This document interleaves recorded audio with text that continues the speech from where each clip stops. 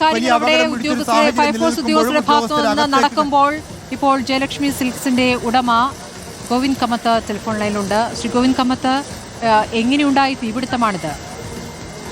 അത് ഞാൻ എറണാകുളത്താണുള്ളത്, എറണാകുളം പപ്പിലാണുള്ളത്.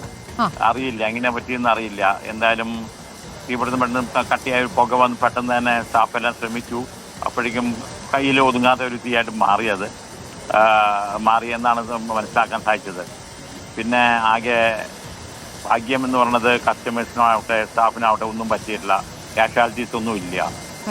ഇപ്പൊ കാഷ്വാലിറ്റീസ് ഒന്നും എനിക്ക് തോന്നുന്നു ഫയർഫോഴ്സ് വന്നിട്ടുണ്ട്, അവർ നന്നായിട്ട് ശ്രമിക്കുന്നുണ്ട്. ഫയർഫോഴ്സ്, പോലീസ്, അവിടുത്തെ നാട്ടുകാർ എല്ലാവരും കൂടി, നമ്മുടെ സ്റ്റാഫ് എല്ലാവരും കൂടി ചെയ്യാവുന്ന കാര്യങ്ങളൊക്കെ ചെയ്യുന്നുണ്ട്, ശ്രമിക്കുന്നുണ്ട്. ഒന്നും തീർച്ചയായും ആളുകൾക്കൊന്നും പറ്റിയില്ല എന്നുള്ളത് ആശ്വാസകരം തന്നെയാണ് ശ്രീ ഗോവിന്ദ് കമ്മത്ത്. പക്ഷേ 2023 സമാനമായ തീപിടുത്തം നിങ്ങളുടെ ഈ സ്ഥാപനത്തിൽ ഉണ്ടായിട്ടുണ്ടല്ലോ.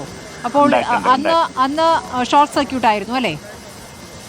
അതാന്ന് തോന്നുന്നു. അത് നമുക്ക് അന്നാണ് അങ്ങനെ തോന്നുന്നത്. ഇത് എന്താണെന്ന് പറയില്ല. അന്ന് പിന്നെ രാത്രിയായിരുന്നു പറ്റിയത്, ഇന്നൊരു വർക്കിംഗ് ടൈമിലാണ് പറ്റിയത്. തീപിടുത്തമുണ്ടാകാതിരിക്കാനുള്ള സംവിധാനങ്ങൾ കെട്ടിടത്തിൽ ഉണ്ടോ യഥാർത്ഥത്തിൽ? ഉണ്ട്, എല്ലാം ഉണ്ട്. എല്ലാം ഫയർ ഫൈറ്റിംഗ് ഇതെല്ലാം ഉണ്ട്, എമർജൻസി ഡോർസ് ഉണ്ട്, എല്ലാം ഉണ്ട്. കാരണം ഒരു പ്രാവശ്യം നമുക്ക് പറ്റിയതുമാണല്ലോ. അതെ, നമുക്ക് ഇതുണ്ട്. ഈ ഘട്ടത്തിൽ എത്രത്തോളം നഷ്ടം എന്ന് ഏകദേശം കണക്കാക്കാൻ പറ്റുമോ?